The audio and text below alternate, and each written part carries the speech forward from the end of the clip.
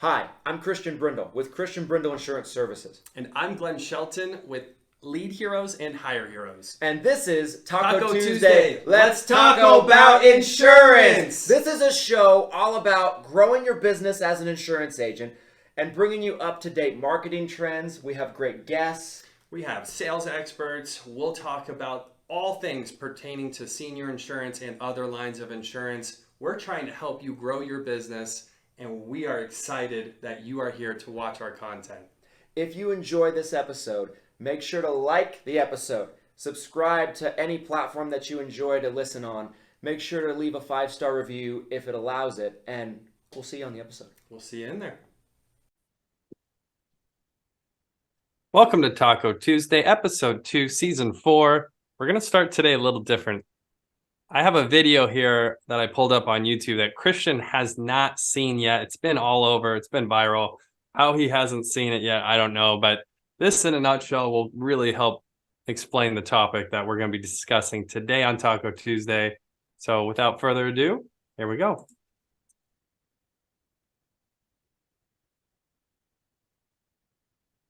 Got my tools again.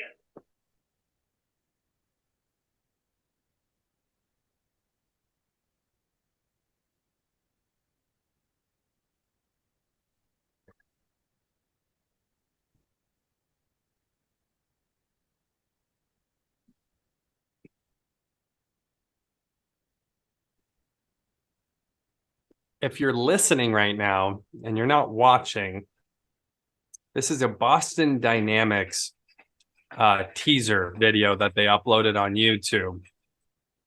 And there is a robot that just climbed scaffolding to hand a toolbox to a construction worker. And he is now jumping off the scaffolding and now proceeds to do an aerial front flip and lands it.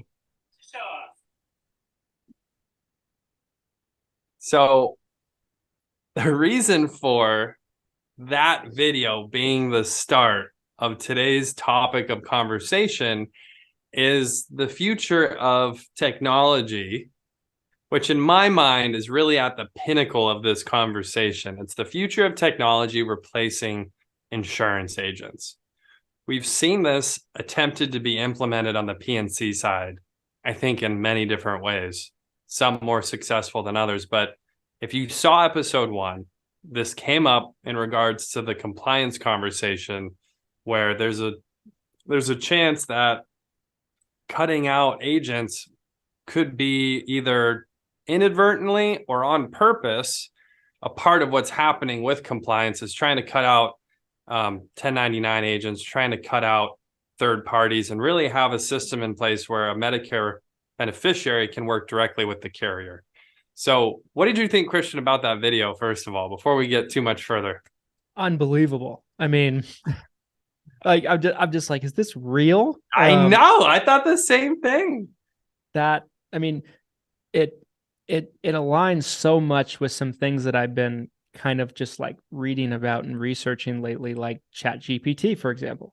So I did a 30-minute breakdown basically of ChatGPT on the 7 Figures or Bust podcast. And I share my screen. I type out things. I actually like discuss what it does, what it can't do. And I don't think people realize how far technology is already. I think people are like, oh, that's 10, 20 years away. No, it's not. It's right now. Like, like it is. And it's kind of spooky to me. It is. It is.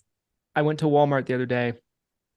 3-4 years ago at my Walmart, there was 15 cashiers and a couple of self-checkouts. Now there's 2 cashiers and everything is self-checkout. Pretty much. And I'm like, the world is changing, right? Like in front of our eyes. And I don't think people are, I think they're probably too wrapped up in their own world to notice. But I think it's just more of an eye opener to me to be like, that we're not living in the same world as we were 5 years ago. I mean, obviously, right? But like, I don't think people realize how far our technology is and how close we might actually be to a lot of work being replaced by artificial intelligence.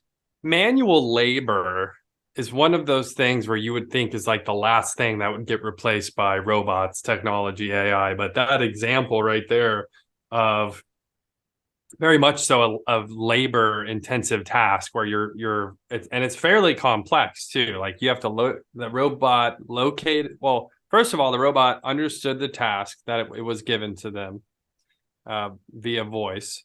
Then it located the tool bag. Then it figured out a way up there safely, handed it off safely, and then dismounted back to the ground safely. Like there's a lot of things that robot did. Like it seems almost simple watching it. I watched that video probably 10 times. I tried to get my wife to watch it.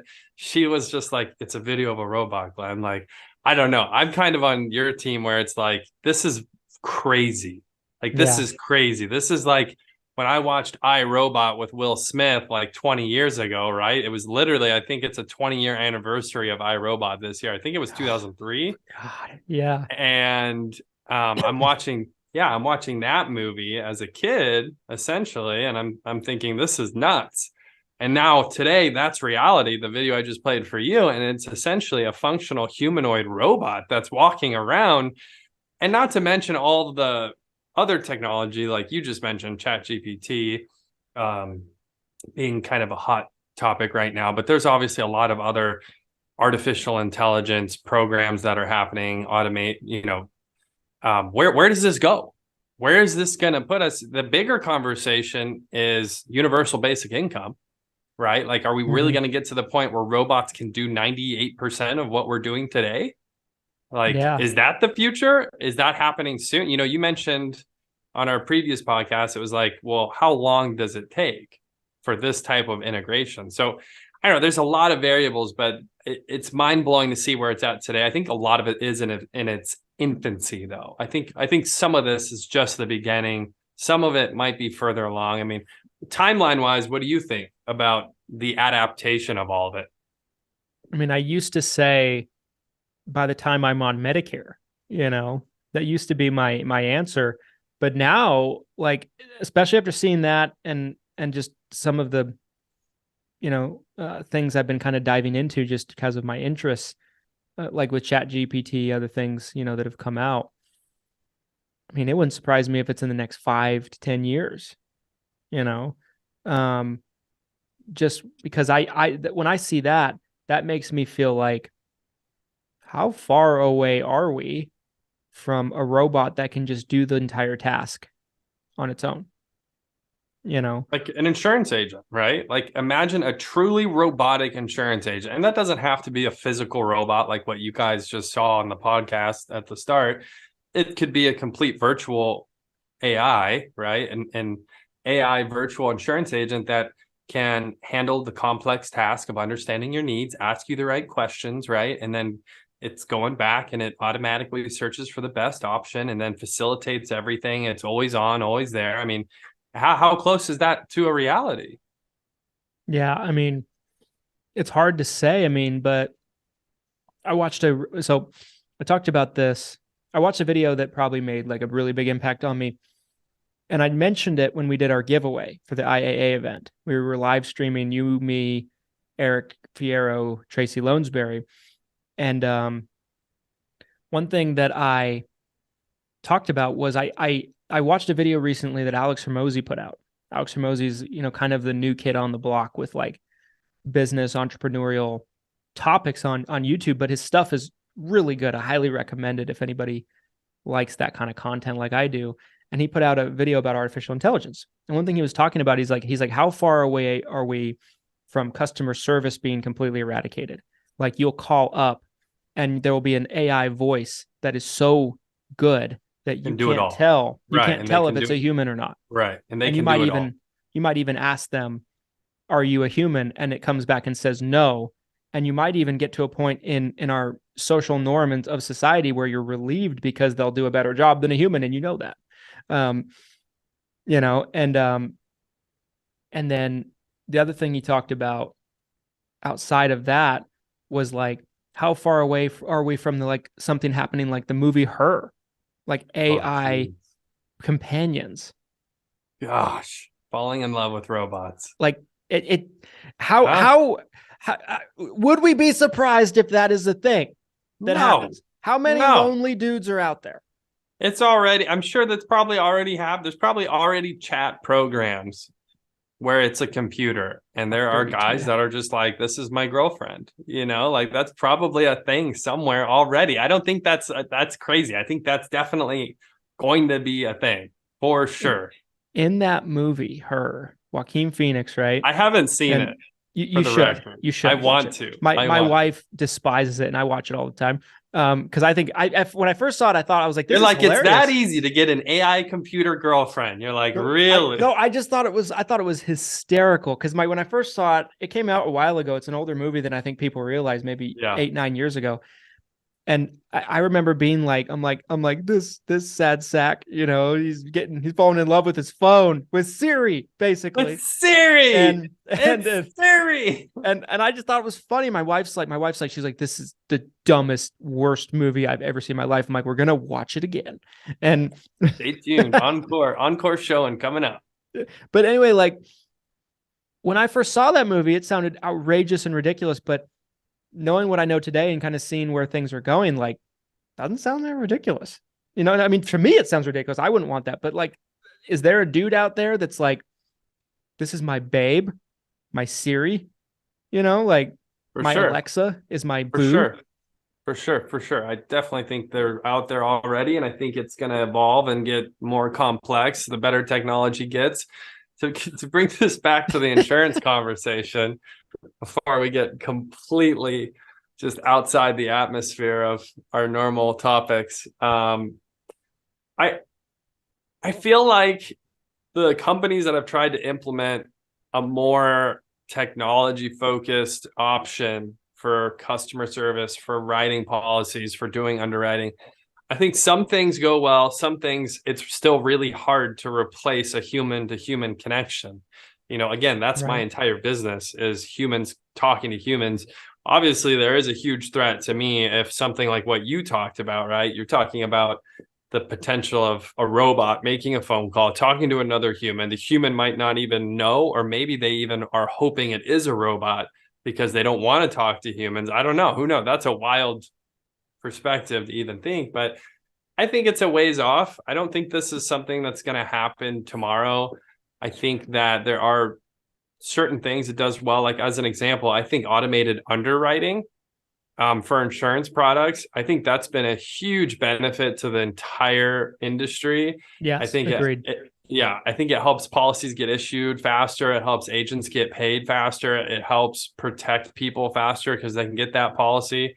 And from what I've been told and from what I've seen firsthand, I think it's pretty accurate.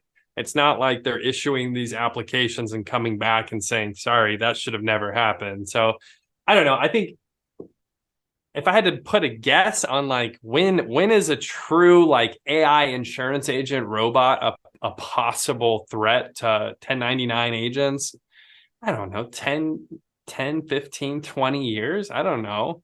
So make your money now. Yeah, I'd be shocked if in the next 10 years, they're like, yeah, we don't need insurance agents anymore. Like Aetna just put out an AI bot that is it's going to write 100 million applications this year. It's like best producer the ever. best. Yeah. The best producer is a freaking robot, just comes in and just chunks everybody. Like Christian, you did 300 apps in a year in 2021. I did 100 million. You're a bitch. Did you see the leaderboard? Christian, a robot killed you. Your entire organization did a few thousand apps this year. I did 100 million by myself, my own pen.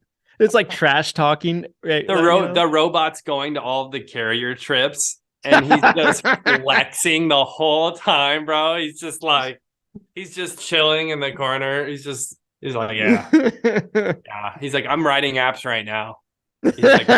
He's like, I'm literally standing here writing apps right now. It's like, what the heck is going Mitchell on? Omaha is going to Rome and no humans are invited.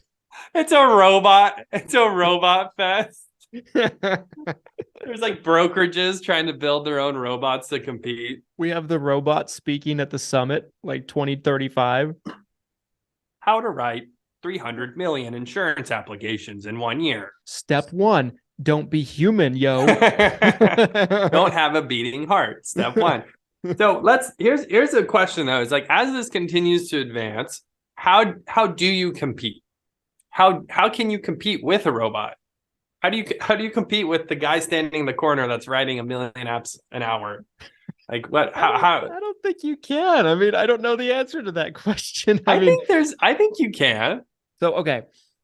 I do think one advantage that we have as Medicare agents, I don't know about other lines of insurance, but as Medicare agents specifically, I think one benefit we have is generations that are aging in for the next, for decades now. I guarantee you will prefer face-to-human interaction. And so there will be a lot of seniors that would never buy online on their own. They would never buy through an AI. They would certainly never buy from a robot. That's a really great point. Now, here's the thing, though.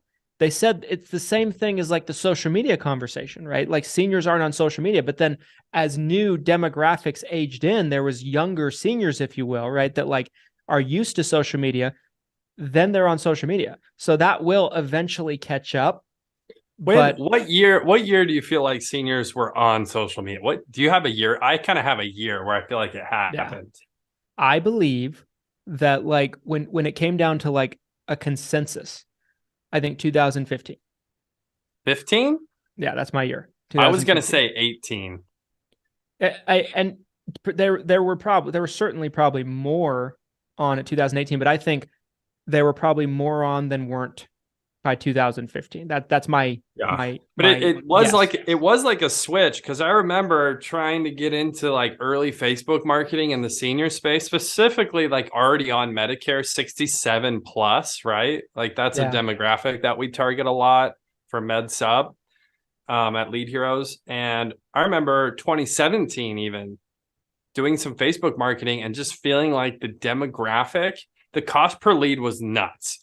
Like we tried a bunch of different things. Like we changed the ad. Like, and again, I'm not saying I'm the best Facebook marketer in the world, but I've run Facebook ads. I've hired people to run Facebook ads for me. And it just seemed like even in 2017, we weren't getting a great pull. And then it was just like a switch went off.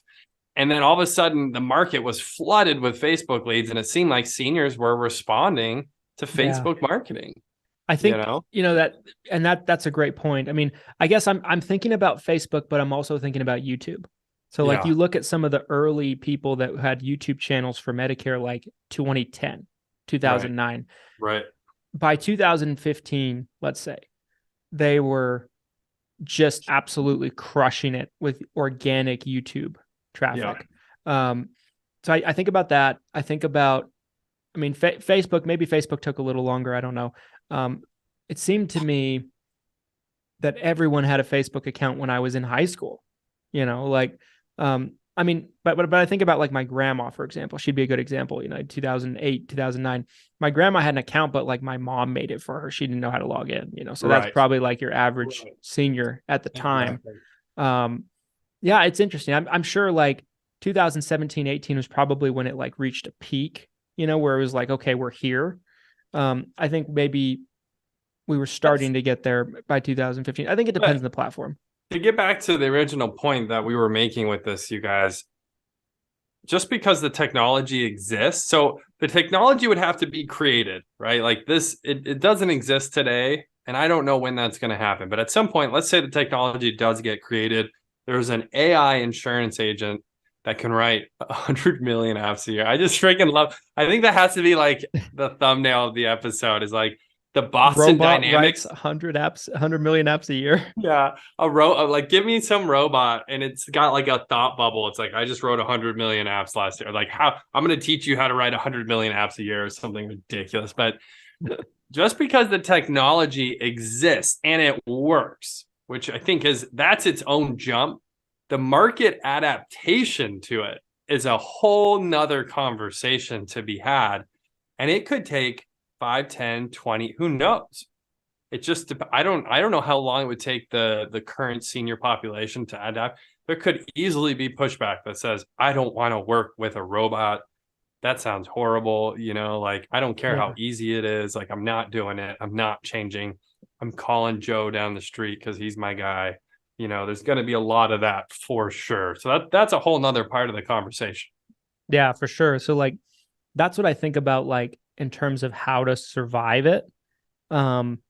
And like how to continue to stand out. I definitely think as this time goes on, it's a re-emphasis of the question that, we've answered for years now. Like, with people being able to buy online, people being able to call a 1-800 number for Joe Namath, somebody like that.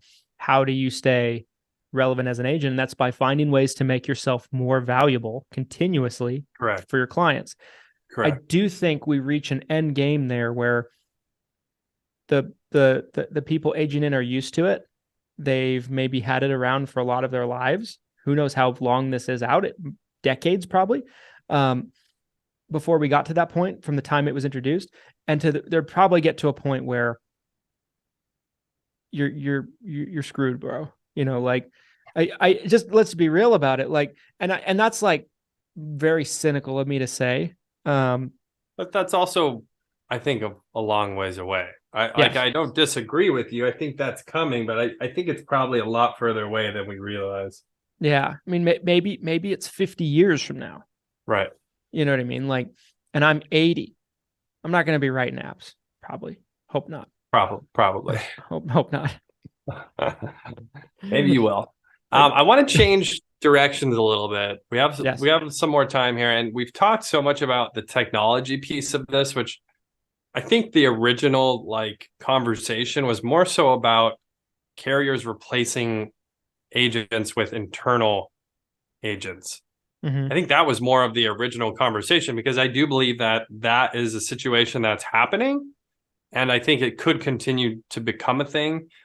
I mean, just like we saw with a lot of these giant call centers, right? We talked about these giant call centers because they're writing the most applications. I've watched them, these giant third-party call centers with tons of insurance agents. I'm not going to name any specific because I don't want to get killed. But I've watched them go from the brokerage model where, they're giving out contracts and maybe leads. And I've watched them go from the brokerage model to they've now shifted to almost a complete internal model. And they're doing it because it's a lot more profit for the actual company. As a brokerage model, and you're paying out majority of those commissions and you're only earning a small chunk, the internal model, you can basically take home the whole pie by having an internal customer service. Essentially, a licensed customer service agent is really how I look at it. It's kind of like when I call my car insurance company. If I say, hey, I want to add another car, yeah, there's probably some freaking customer service agent who's picking that up and getting a comp on it, I guess, right? I mean, I don't, just depends. But what do you think about that scenario? Because I think that's probably a bigger threat, or could happen sooner than the idea of a 100 million app year robot coming in and just crushing. Although I love it. Honestly, I'm almost rooting for the robot at this point. I want to see it. Oh my goodness. You did 10 apps on a weekend. I did 20 million this weekend. I did 20 million. Step it up. I watched the game and I wrote 20 million apps. In my ideal world, I just picture the robot as trash talking relentlessly, just savage, just sunning these poor agents. It's got its own Facebook group. It's just slamming the whole industry nonstop. Posting screenshots, be like, what up, suckers? Who's Christian Brindle? Come to my summit this year. It's just just firing on all cylinders, bro. It's just what can I do? I can't do anything. I can't say anything back. You're going extinct. You're like the dinosaurs at that point, bro. No. You just gotta wait for your meteor to come hit, I guess. I don't know. Holy cow. Hey, at least I ate a lot of people, and before the meteor hit, like the dinosaurs did. There you go. No, but to steer this back, to answer your question, I think that's something that can be prevented, And I think it just comes down to the transactional selling is a thing of the past. It has an expiration date. It works less and less all the time. And I think relationship selling is the key. Long-term relationship value with your clients is a thing. For sure. And developing business models that are going to just make the client feel like if they go anywhere else, they're just screwed, and going direct with the carrier, they're screwed. And adding that to your sales presentation that, hey, I am a chameleon of sorts in this world. Like, I'm going to tell you what I feel like you need to know. I'm going to tell you what I feel like is going to be best for you. And your insurance company, if you always go direct to them, they're only going to tell you about them. They're never going to tell you if there's a better product available, and you might never know about it, And I think there's always going to be value in that. And I think if agents as a whole take that approach, and that's the structure in which they go about building their businesses, I think that the agent will always be able to survive that. I feel like it's going to be so hard, and unless the government and the carriers kind of come to agreement, and they just decide to pull the plug on agents altogether, which that's a different story altogether. There's not. We're just going on. Hey, we're just gonna go with the robot that does 100 million apps a year. We're gonna go ahead and terminate everybody else. Be like, is there anything we can do to save our positions with the carriers? Well, No, where are you? Bat signal, no. Stop the robot army. Oh my gosh. I'm getting canceled this season. And all of a sudden, like Mutual of Omaha is like, well, if you could do as much production, you have 6 months. If you can do as much production as the robot, we'll consider it. And I'm like, you all band together. I'm working. All the humans band. It's a movie now. I'm working 24 hours a week, like a day. I haven't slept in days. I'm out there trying to write apps. I stink, and the robot's still like. Just right. I would put up some money to see that movie made. Okay. It's like, this robot has essentially dominated the whole podcast. That physical idea of watching that robot at the start of this podcast, we could not stop thinking about that robot in human form. Like, imagine that guy door knocking, bro. That thing's door. It's just like, hello, Mrs. Jones. I'm here for your Medicare policy. Please sit down. Please sit down.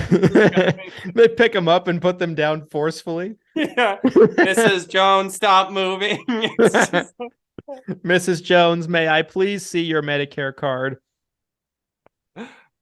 What prescriptions do you take? Never mind. I already know. Yeah, never mind. I've just accessed your pharmacy records. Right now, you are paying $2,000 more a year than you need to. We will be changing you as of now. You qualify yes. for 6 SEPs. Which one do you prefer we use? It's like slowly squeezing her. It's like, say yes. Say yes. Thank you, Mrs. Jones. Have a good day. It's against my programming to try to close you, so I must force you. I've never lost a sale. Oh my gosh. The police are useless. I will write them up too on ACA plans. If you're listening to this, you're not watching. I'm literally in tears from this 100 million a year robot producer, you guys. Which now I'm terrified. I'm not gonna be able to sleep tonight. I'm gonna be haunted now by this potential army of robot insurance agent producers. But to wrap things up, you guys, and to try to really give some sort of messaging here for you. some direction for you. Some direction, something of substance that you can take away. If you made it to the end, congratulate. You're a Taco Tuesday loyalist. You really are. I would have clicked out by now. Yeah, we would have probably switched the episode. That's fine. But to get to Christian's final point, separating yourself through human relationships, I have yet to see a robot or an AI chat box. I've never seen anything close that could have a human connection and trying to falsify a human connection through automation. Or again, even when we're talking about the potential of insurance carriers replacing you with an internal customer service agent, right? Where they get to keep the commissions, they pay that person bottom dollar, they just have to be licensed, and then they're making all the money, which again, that's probably the reality that we should be talking about, that we should be more concerned about, not the robot producer that does 100 million apps a year. But it's still a human connection. You're looking at this giant organization. Christian's wiping tears, you guys. Christian was also brought to tears by this robot. But that human connection, I think, is everything. And even when you're talking about a carrier with internal human agents, you can have a better human-to-human relationship. And that doesn't mean you have to be near them. You can do this online. You can do follow-up birthday cards. You can call up Mrs. Jones and say, hey, how's Sally doing? You know, last time we talked, you told me your daughter was going to college at NYU. Like you can keep in touch and be a personal human with this prospect. And then they don't want to work with anyone else. You know, right. Christian's my guy. Glenn's my guy. I don't want to go anywhere else. So that would be my final thoughts on the robot producer taking over the world episode. You know, what do you think, Christian? Final thoughts. I think, I mirror everything that you just said, to kind of, piggyback on it. I think that's the way that it's been for some time. That's the way that you're going to survive for some time. And you look at it and that model clearly works. And the transactional model clearly doesn't. You look at some of these big call centers that IPO'd at $100 a share. Now they're a penny stock. That's because that their business model is transactional and antiquated, and it just slaughtered their entire companies. And they have so much money to kind of put into their business being successful, and it still didn't work. So that's kind of would be my final message to, my final thoughts on the episode is just, if there's anything you're doing right now that's transactional, try to find a way to innovate that and move forward with it, because that's how you're going to remain valuable to your clients, to your community, to your prospective customers. And I think you're just basically making yourself irreplaceable. You're continuously making yourself more valuable. And that's what you have to do. You have to do it. Otherwise you're not going to make it. It's not an option anymore, in my opinion. One last word I do want to say as you're talking about this, like this can actually be a revenue growth for you to have a better connection with your clients. When we're talking about, how do you stay in touch with someone, that includes cross-selling, you guys. If someone needs a life insurance policy, a health insurance policy, a dental plan, and maybe they need a retirement plan, like there's so much that you can help one person with. And statistically, we've gone over this a million times on the show. If you help someone with more than one policy, your chances of keeping them on the books goes way up. Yes. So, yeah, I mean, it's not like, I know there's probably agents listening to what Christian just said, and they're thinking more time and more money and less for me, but it's really the opposite. Like if you focus on this connection with your clients more, you follow up with them once a quarter, once a year, you're sending mail, you're doing phone calls, you're sending emails, whatever it is, that's where the money's at. That's what keeps you winning against these giant companies, whether it's the carrier, whether it's this giant third-party organization, whether it's the robot that can do 100 million apps a year. There's a chance, you guys. Yes. There's a chance. Can I share one final thing before we close out? Yes. I know we're pushing it on time. I'll be fast. So to kind of back this up. So I had, since the first, we've also been swimming in referrals. Like we really have. It's been ridiculous. And, we had to let go of somebody who was an internal sales agent in our office. We're training another one right now. So I've been having to take on some writing loads, as I'm tired of writing, but I've been having to take on some of that load to kind of take care of these people. So I had an appointment Wednesday.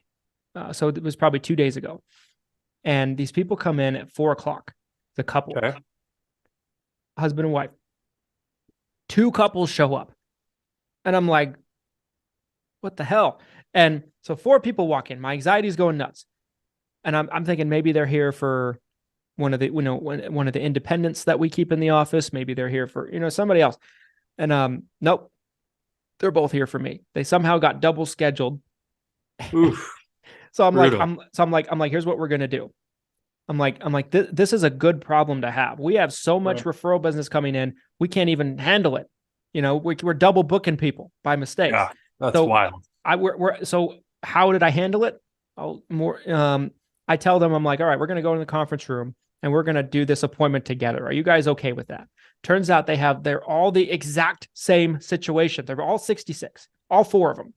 They're all coming off work insurance. You go.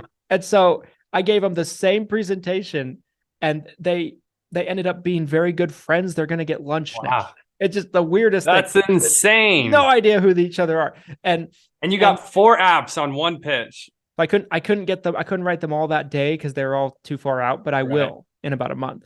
Nice. We're waiting for Medicare numbers and cards and things like that. But yeah, I mean, like that's a good, my anxiety was going nuts because I'm like, they're here and there's only one of me. What do I do? Yeah. But like, so to back up what Glenn was just saying, like doing business that way, you swim in business when you do it right. I totally agree. I totally agree with you, Christian. You might be getting 4. I got 400 in the same hour. During the time you were talking, I wrote 4 million applications. I am top producer bot. Guys, let us know what you think about this episode. Comment below. Send us a message. If you're scared of robots now, I'm sorry. I didn't mean to put this fear in your head, but maybe we should be afraid. I don't know. All right, guys. Until next time. Let us know. And if you guys want us to do a part 2 on this episode, we can probably be persuaded. So let us know in the comment section. And we'll see you next time. Later, guys.